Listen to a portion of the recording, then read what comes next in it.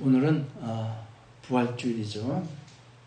그러나 이 코로나 이 사태로 인해서 여전히 다니지 말고 모이지 말라는 이 행정명령으로 인해서 사람들이 다니지 못하고 또 교회도 정상적으로 모여서 예배를 드리지 못하는 상황 가운데 놓여 있습니다.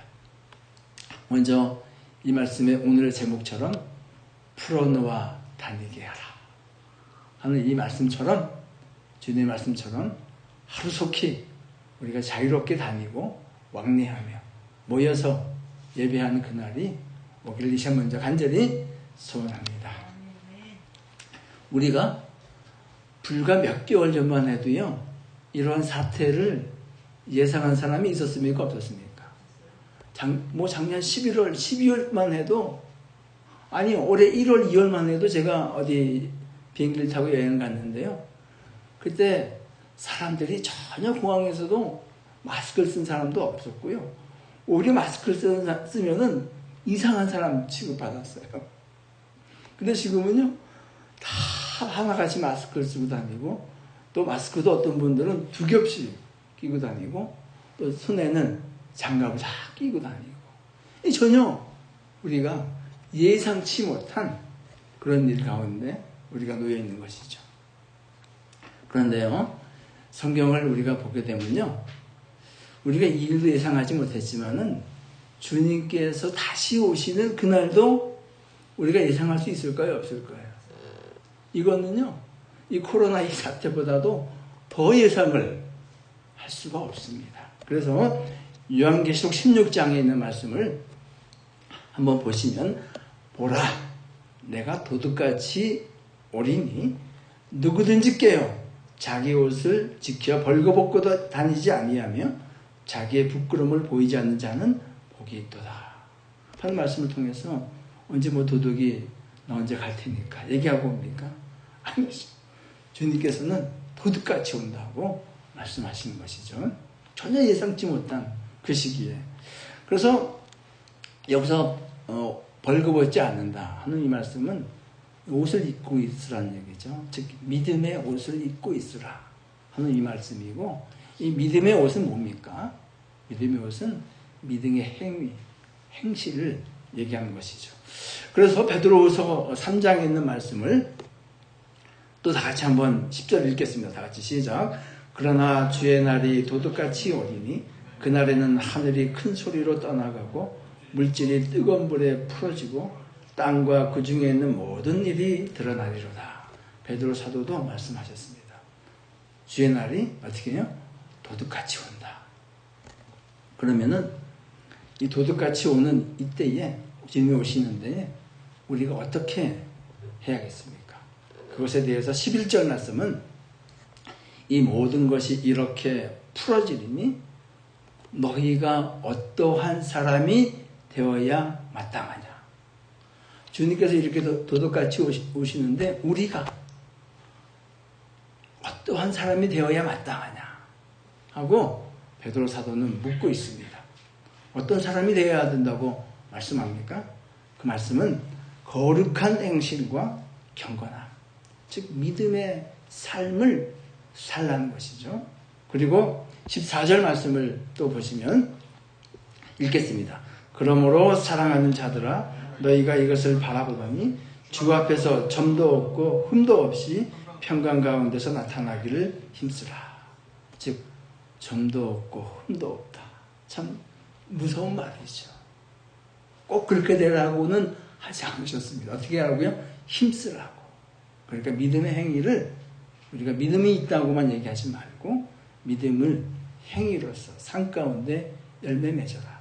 그리하여야 주님이 오실 때에 평강 가운데서 나타난다. 즉 주님이 오셨을 때에 평강 가운데 나타난다는 말은 무슨 의미가 있습니까? 주님이 오셨을 때에 어떤 사람은 주님 앞에서 평강하다라는 말씀은 주님과의 좋은 관계를 이 땅 가운데서 맺고 있기 때문에 주님이 오셨을 때에도 주님과 평안이 있다는 거예요. 주님을 만났을 때에. 반면에 주님을 만났을 때 평강이 없는 사람은 어떻습니까? 이 땅 가운데에 믿음이 있다고 하지만은 믿음의 열매가 없고 이런 사람들 주님이 오셨을 때에 주님과 평강함이 없는 것이죠. 그래서 주님과 평강이 있는 사람은 어떻게 됩니까? 영생으로, 영생의 부활로 나아가는 것이고 주님과 이미 오셨을 때 평강이 없는 사람은 멸망의 부활로 나가는 것이죠. 그래서 주님께서는 우리가 이 마지막 때를 살고 있는 우리가 이 부활에 대해서 말씀을 하시는데 오늘 이 본문의 11장의 말씀은 요한복음 11장의 말씀은 그러면 주님께서 말씀하시는 이 부활의 밑그림이 잘 드러나 있습니다. 그래서 이 11장의 말씀을 통해서 이 주님이 장차 앞으로 약 1, 2주에 있을 주님의 부활과 또 택한 사람, 주님의 백성들의 부활에 대한 그 밑그림을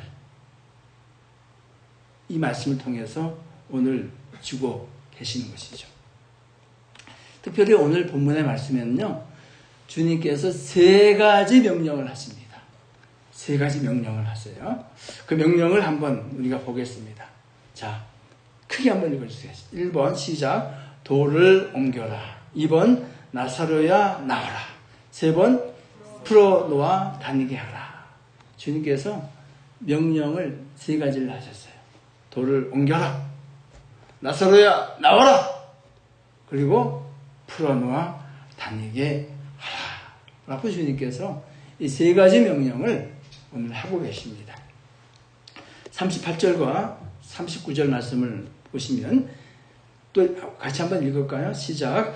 이에 예수께서 다시 속으로 비통히 여기시며 무덤에 가시니 무덤이 구리라 돌로 막았거늘 예수께서 이르시되 돌을 옮겨 놓으라 하시니 그 죽은 자의 누이 마르다가 이르되 주여 죽은 지가 나흘이 되었음에 벌써 냄새가 나나이다. 무덤이 이제 굴이라고 이렇게 말씀을 하고 계십니다. 그 당시에 이 무덤은요, 바위를 수평으로 파든지 아니면 조금 밑으로 수직으로 이렇게 팝니다. 그리고는 그 입구를 이렇게 돌로 막아놓죠. 우리가 잘 아는 바대로 아브라함과 사라, 이삭과 리브가, 야곱과 레아는 어디 묻혔습니까? 어디 묻혔죠? 성경 상식이죠, 이건요. 막벨라 굴. 잘 아시잖아요. 이 헤브론 근처에 있는 막벨라 굴에 아브라함과 사라, 그리고 이삭과 리브가, 야곱과 레아도 그것에 묻혔죠. 예수님도 마찬가지예요. 예수님도 오늘 이 나사로가 있는 것처럼 이 무덤에 묻히셨는데 그 굴이었습니다.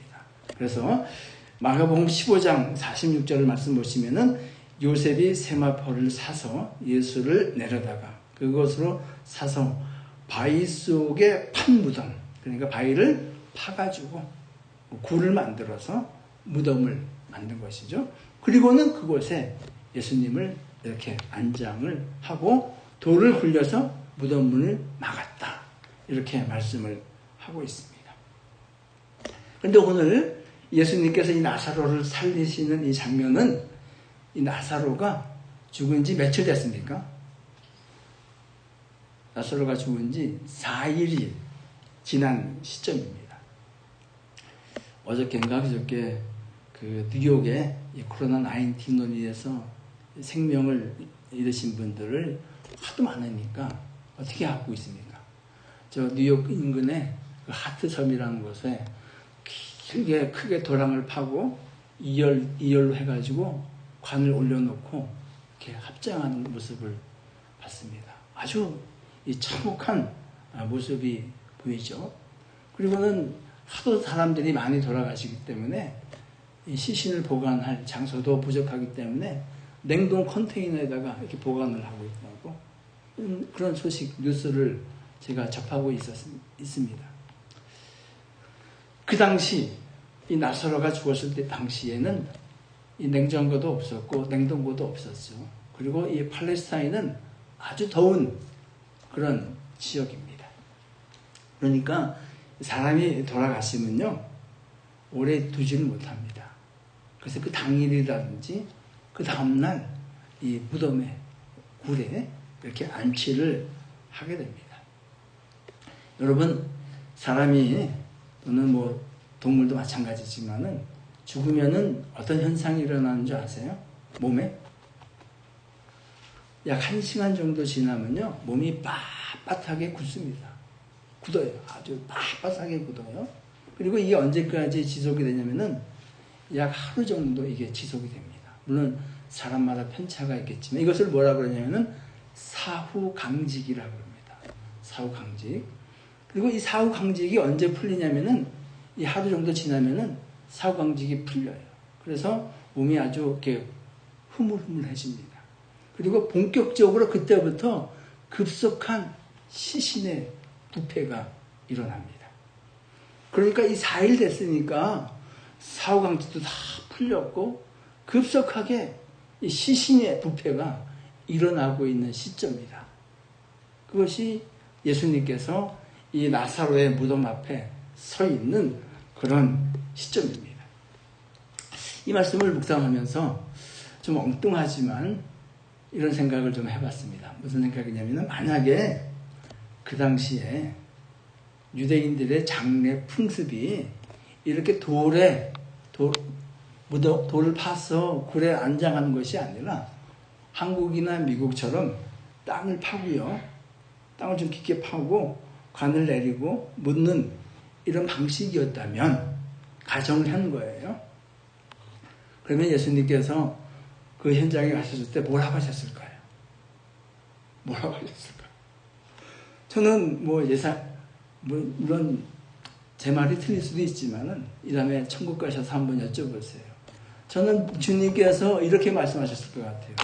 야, 저 무덤을 파헤쳐서 관을 드러내 보여라 하고 예수님께서 말씀하셨을 것 같아요. 그럼 제가 또 상상을 해봤습니다. 만약에 제가 그 당시에 있었단 말이에요. 그럼 주님께서 야, 무덤을 파헤치고 관을 드러내 보이라 하는 이 명령을 받았을 때에 제가 순종할까요? 안 할까요? 여러분은 순종하시겠어요? 안 하시겠어요? 저는요, 99%는 얘기할 수 있어요. 저는 순종 안 할 것 같아요. 여러분은 저보다 믿음이 좋으시니까 순종하시겠죠. 참 순종하기 어려운 말씀이에요. 동일하게 이 무덤을 막고 있는 돌을 옮겨라는 이 말씀은 그 당시에 그 사람들에게는 이미 4일이 지난 이 상태에서는 순종하기 어려운 그런 주님의 명령입니다.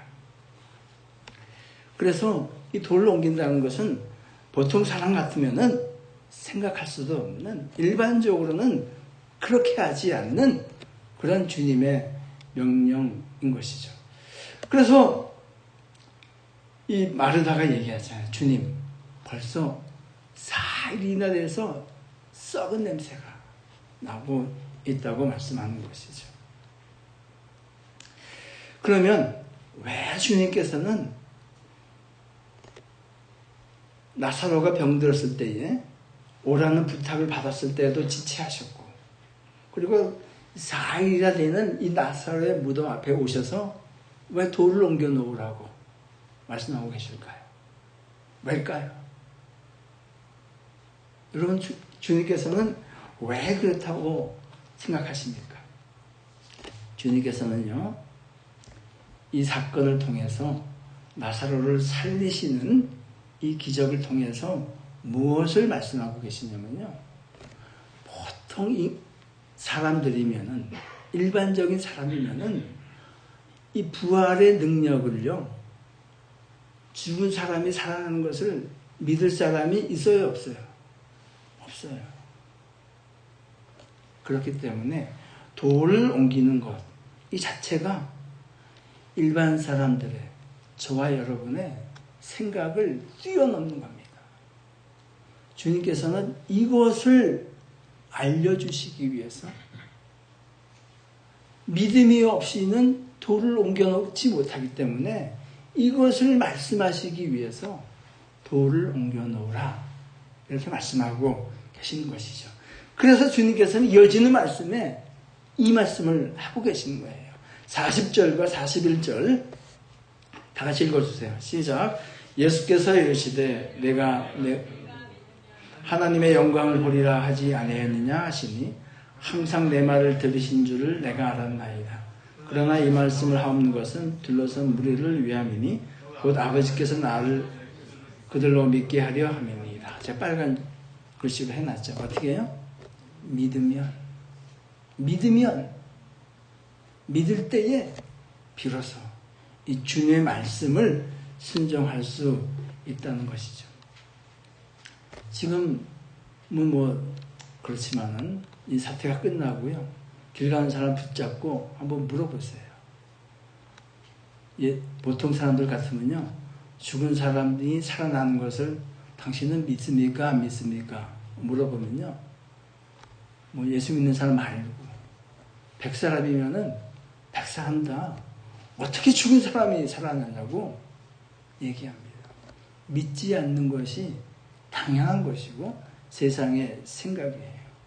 주님께서는 이 부활이라는 것은 우리의 생각과 사람들의 사고방식을 뛰어넘는 일이라. 믿음으로만 받아들일 수 있는 일이다. 라는 것을 말씀하시기 위해서, 알려주시기 위해서 지금 이 4일 된 이 나사로의 무덤 앞에서 돌을 옮겨 놓으라 말씀하고 있는 것입니다. 여러분, 이게요, 돌을 옮겨 놓는 일이 어찌 보면요, 참 간단해 보이는 일 같습니다. 그런데 중요한 것은 뭐예요? 그 현장에요. 예수님께서 돌을 옮겨 놓으라고 말씀하신 그 현장에 예수님 이외에 예수님께서 돌을 옮겨 놓으라라고 말씀하신 이 이유를 아는 사람이 한 사람이라도 있었어요, 없었어요? 그 현장에는 단 한 사람도 예수님께서 돌을 옮겨 놓으라 라고 하신 이유를 아는 사람이 단 한 사람도 없었어요.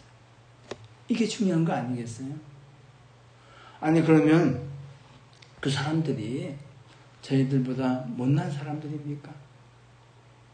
아니에요. 저는 그 사람들이 돌을 옮겨 놓는 것까지는 좋지만은 여기까지는 순종을 했다고 가정을 해보았어요. 근데 주님께서 그러면 이 사람들이 옮겨 놓을 때 무슨 생각을 했을까 하는 데까지 한번 나가봤습니다. 그랬더니요, 36절 한번 보시면은 이렇게 말씀을 합니다. 36절 한번 읽어보세요. 시작. 이에 유대인들이 말하되 보라 그를 얼마나 사랑하셨는가 하며, 예수님께서는 이 나사로의 가정을, 나사로와 마리아와 마르다를 무척 사랑하셨기 때문에 죽은 지 4일이나 됐지만 그럼에도 불구하고 그 시신이라도 한번 보려고 하시는가 보다, 이 생각밖에 없었을 거예요. 돌을 옮겨 놓은 순간에도 예수님께서 나사로를 살린다고 생각한 사람은 있었어요, 없었어요? 전혀 없었어요. 그렇기 때문에 이 부활은요, 저와 여러분의 생각을, 사람들의 생각을 뛰어넘는 것입니다. 믿음이 없이는 도저히 받아들일 수 없는 것입니다. 저는 상상을 해보았습니다. 그 당시 그 현장에 있는 사람들은 적어도요, 어떤 분들은 3년 동안 예수님 따라다니면서 예수님이 하신 말씀을 직접 들은 사람도 있었습니다.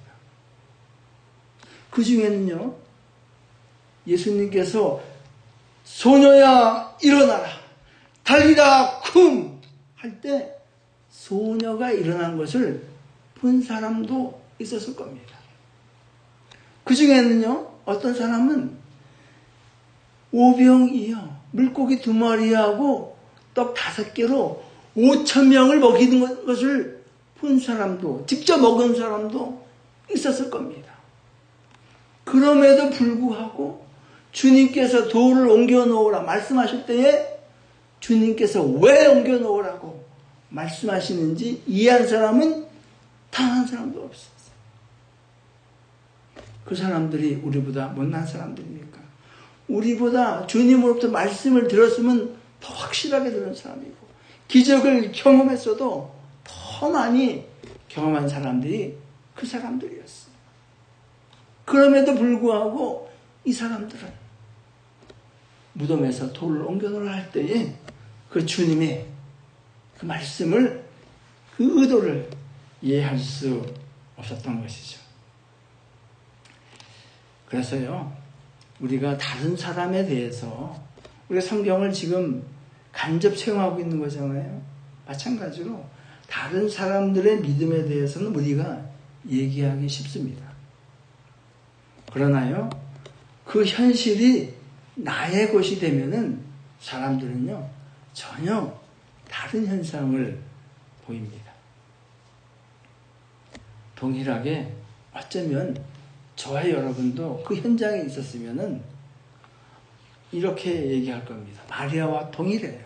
마리아하고. 주님, 벌써 죽어서 냄새가 나는데 왜 그것을 옮기려 하십니까? 하고 대답할 수 없는 사람 중에 한 사람일 겁니다. 아니, 한 걸음 더 나아가서 옮겼다 할지라도 주님께서 옮기신 것은 너무나 나사로를 사랑했기 때문에 그 죽은 모습이라도 보려고 하는 그 생각에 사로잡혔을 것입니다. 그렇기 때문에요, 이 부활을 믿는다는 것은요, 믿음이 없이는 받아들일 수 없는 사건입니다. 여러분은 이 부활을 믿습니까? 정말 믿습니까? 할렐루야. 믿음이 없이는요, 이 부활을 믿을 수가 없습니다. 그래서 이 어려운 시기 가운데서도 우리가 능히 헤쳐나갈 수 있는 것은 이 부활의 능력을 믿는 믿음이 있으면은 이것보다 더 큰 어려움이 온다 할지라도 우리가 능히 헤쳐나갈 수 있을 줄로 믿습니다. 그리고 두 번째는요, 두 번째 주님의 명령을 하셨는데 43절을 한번 보시면 이렇게 말씀합니다. 43절 읽어주세요. 시작. 이 말씀을 하시고 큰 소리로 나사로야 부르시니, 나사로야 하고 나오라 하고 예수님께서 부르셨습니다.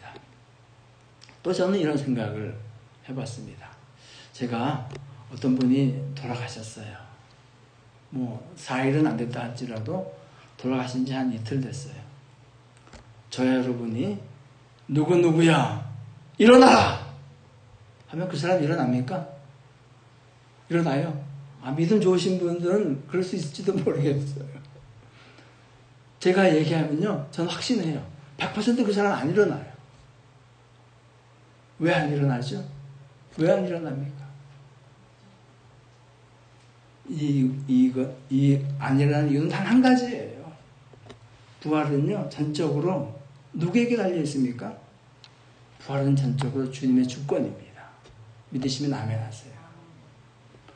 우리의 부활은 우리의 바운더리 너머예요.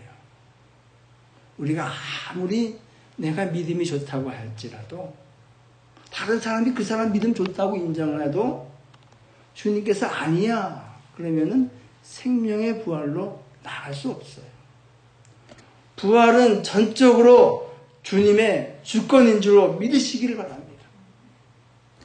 내가 아무리 내 자신이 믿음이 좋다 할지라도 주님께서도 아니야 그러면 그 믿음 없는 거예요. 제가 아무리 누구에게 참 믿음 좋으시네요 하고 제가 인정을 한다 할지라도 주님께서 아니야 그러시면 아닌 거예요. 주님께서 인정하시는 믿음이 진짜 믿음입니다. 이 믿음이 부활로 인도하는 겁니다. 그래서 성경에는요, 주님이 인정하시는 믿음에 대해서 대한 예가 많이 있고 인정하지 않는 믿음에 대해서도 예가 있죠. 대표적인 예를 한번 우리가 보겠습니다. 마태복음 7장에 있는 말씀을 다 같이 읽어주세요. 시작. 그날에 많은 사람이 나더러 이르되 주여 주여 우리가 주의 이름으로 선지자 노릇하며 주의 이름으로 귀신을 쫓아내며 주의 이름으로 많은 권능을 행하지 아니었나이까 하리니 그때에 내가 그들에게 밝히 말하되 내가 너희를 도무지 알지 못하니 불법을 행하는 자들아 내게서 떠나가라 하시니라.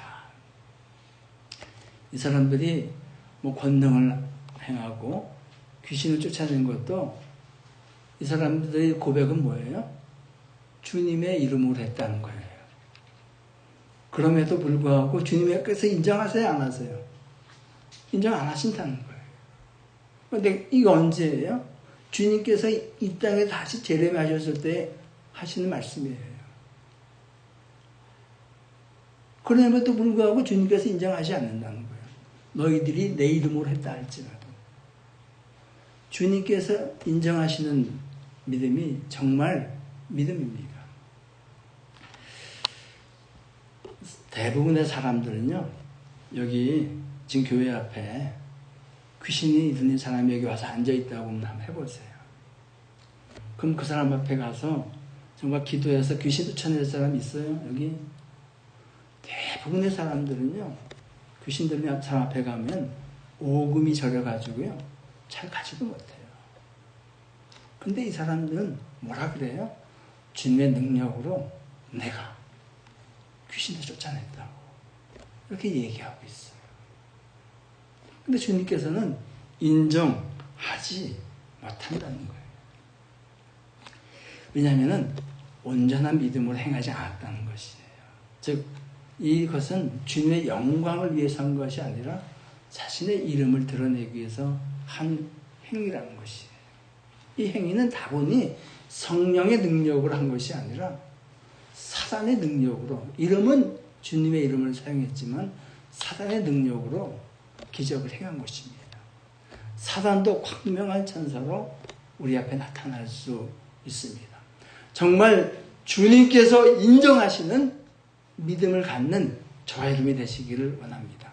그때에 예수님께서 나사로야 나오라 말씀하신 것처럼 주님께서 이 땅에 다시 오셨을 때에 이름을 부를 겁니다. 누구야 나와라 라고 말씀하실 때에 저와 여러분이 부끄러움 없이 주님 앞에 서기를 간절히 원합니다. 그래서 성경은 말씀하죠. 뭐라고? 찬송도 말씀하지 않습니까? 나팔 불 때 나의 이름, 나팔 불 때 나의 이름, 나팔 불 때 나의 이름, 부를 때에 잔치 참여하겠네. 나팔 불 때 어떻게 해요? 주님께서 이름을 부르신다는 거예요. 저는 상상을 해봤어요. 지금은 나사로는 예수님께서 loud voice, 큰 소리로 부르셨지만은 주님께서 다시 오셨을 때에는 아주 젠틀한 모습으로 스위트한 음성으로 이름을 부르실 줄 믿습니다. 아멘. 그때에 다 주님으로부터 누구야 누구야 나와라 하는 그 음성을 듣기를 예수님 이름으로 축원합니다. 네. 자, 그래서 이 베드로후서 3장 14절에 있는 말씀처럼 주님 앞에서 점도 없고 흠도 없고 평강 가운데 나타나기를 힘쓰라 하는 이 말씀은 주님이 오셨을 때에 주님하고 이렇게 마주쳤을 때에 마지막 날에 주님과 아주 프렌들리한 관계 가운데 나아간다는 그런 말씀입니다. 자, 이제 세 번째 명령입니다. 세 번째는 44절 말씀. 우리가 다시 한번 44절 제가 읽을게요. 죽은 자가 수족을 배로 동인 채로 나오는데 그 얼굴은 수건에 쌓였더라. 예수께서 이르시되 풀어놓아 다니게 하라 하십니다. 오늘 말씀의 제목이죠. 풀어놓아 다니게 하라. 자, 예수님께서 풀어놓아 다니게 하라고 말씀하셨습니다. 이 풀어놓아 다닌다는 것은 이 나사로가 무덤에서 나왔을 때에 이 몸도 다 묶여 있고 얼굴도 수건에 쌓여 있습니다. 즉 그러니까 죽음을 감싸고 있는 이 모든 것을 풀어헤쳐서 자유를 주라는 말씀이죠. 이 죽음으로 상징되는 이 모든 것을 풀어헤쳐서 주님 주시는 자유를 주라는 말씀입니다. 이 말씀은 저는 이렇게 받아들였습니다.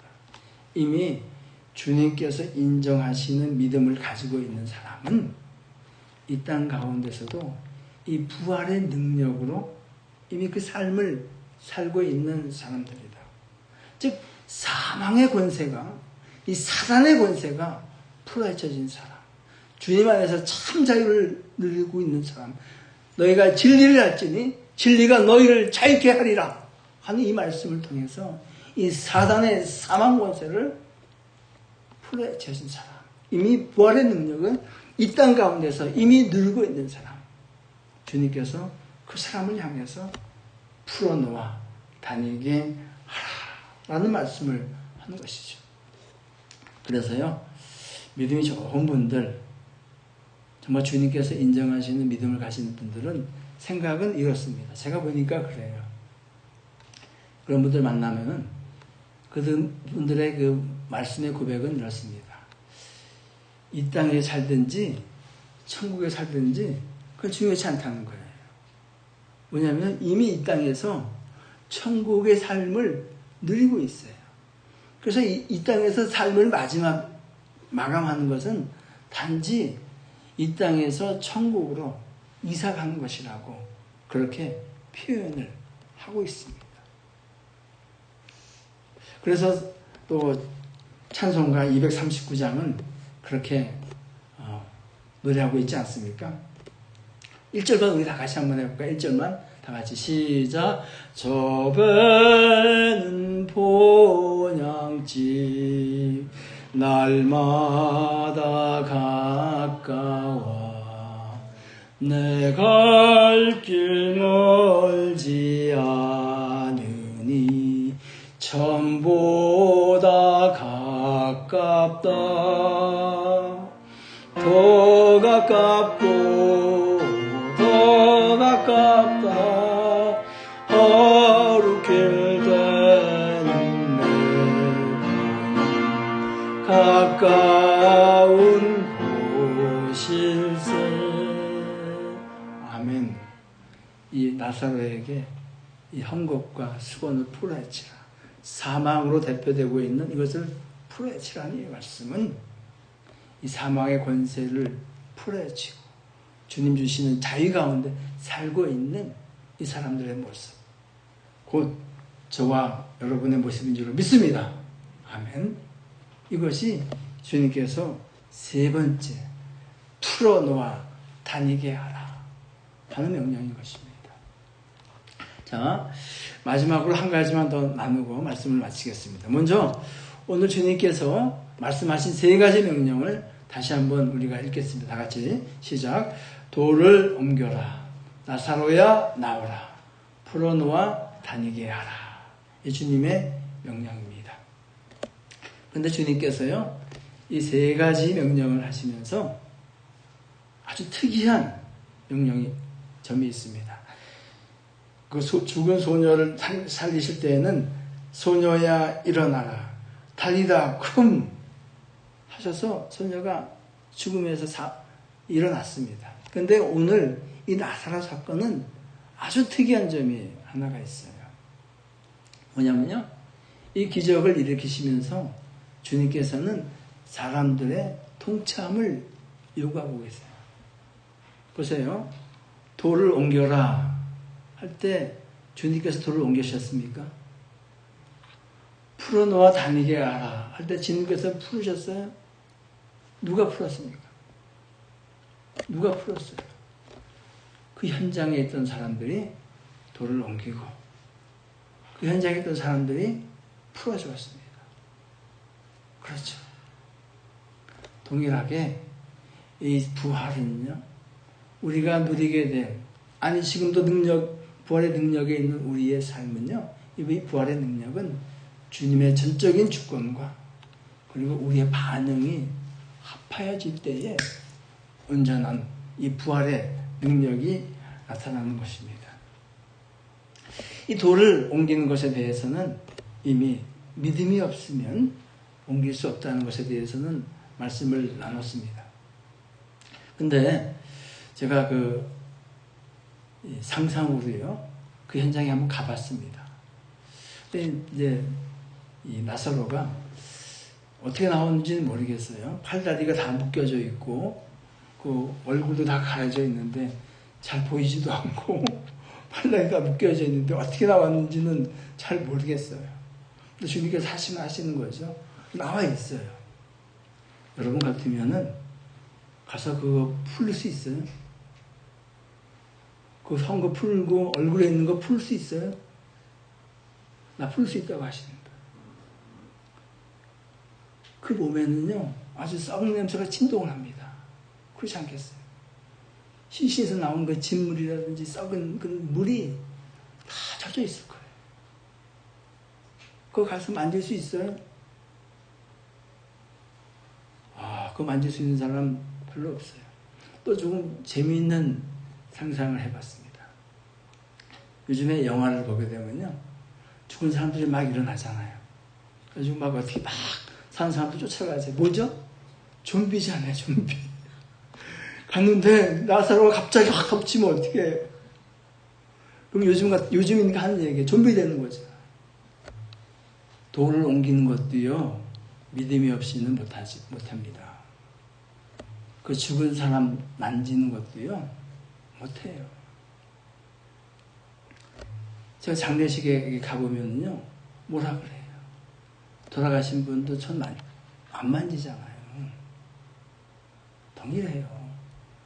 이 죽었다 나온 사람, 그 썩은 냄새 나는 사람, 누가 만질 수 있어요? 못 만져요. 근데 뭐라고 하세요? 주님은 가서 네 손으로 풀어놓아 다니게 하라는 거예요. 이 부활의 능력은요, 이 두 가지를 주님께서 말씀하세요. 돌을 옮겨라, 풀어놓아 다니게 하라. 누구에게? 나사로야, 나와라! 말씀하시는 것은 주님의 주권이지만, 돌을 옮기고 푸는 건 누구의 몫이에요? 저와 여러분의 몫이에요. 믿음이 없이는 할 수 없는 일이에요. 여러분은 가서 돌을 옮기시겠습니까? 여러분은 그 썩은 냄새 나는 그 헝겊, 그 배를 동이는 그 배를 풀어 얹히시겠어요? 아니면 얼굴에 이렇게 쌓여져 있는데 푸니까 눈이 확 나오고 그거 하실 수 있겠어요? 못해요. 누가 합니까? 믿음으로 순종한 사람, 부활의 능력을 경험한 사람, 이 사람이 할 수 있는 거예요. 이렇게 나아갈 때에 부활의 능력을 경험하는 우리가 될 것입니다. 이렇게 할 때에 주님께서 다시 오실 때에 어떻게 해요? 주님과 화평한 관계 가운데 누구야? 나오라 부르실 때에 주님께 우리가 영광스러운 몸으로 일어나서 그 영원한 천국잔치에 참여하게 되는 것이죠. 1번과 3번만 한번 읽어주세요. 다 같이 시작. 돌을 옮겨라. 풀어놓아 다니게 하라. 믿음으로 우리 앞에 놓여있는 사망의 돌을 옮기며 우리 앞에 놓여있는 사망의 사슬을 끊는 저 여러분 되시기를 축복합니다. 나머지는 주님께서 하세요. 나사로야 나오라. 이 부활의 능력을 행하시는 분은 전적인 주님의 주권이지만 우리가 돌을 옮기고 풀어놓아 다니게 할 때에 온전한 부활의 능력을 경험할 줄로 믿습니다. 이러한 믿음으로 우리가 나아가 주님 오실 때에 다 같이 천국잔치에 참여하는 저와 여러분 되시기를 예수님 높으신 이름으로 간절히 축원합니다. 이 시간 주신 말씀을 기억하시면서 한번 기도하시겠습니다.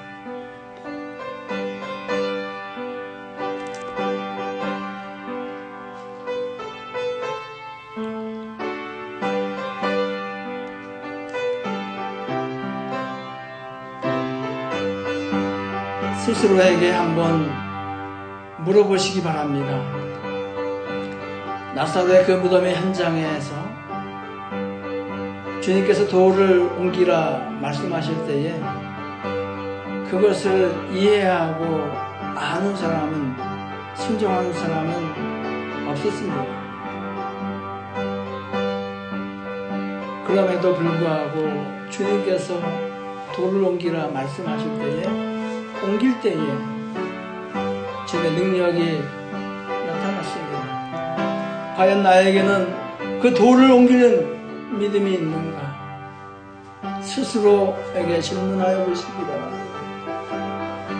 또 주님께서는 풀어놓아 다니게 하라 말씀하셨습니다. 나는 그 냄새나는 썩은 냄새가 진동하는, 시체의 썩은 냄새가 진동하는 그 배를, 그 수건을 풀 수 있는 믿음이 있는가? 가까이 갈 수 있는가? 한번 스스로에게 질문하여 보시기 바랍니다. 이것은 선택사항이 아닙니다. 이렇게 믿음으로 반응할 때에 부활의 능력이 나의 것이 되는 것입니다.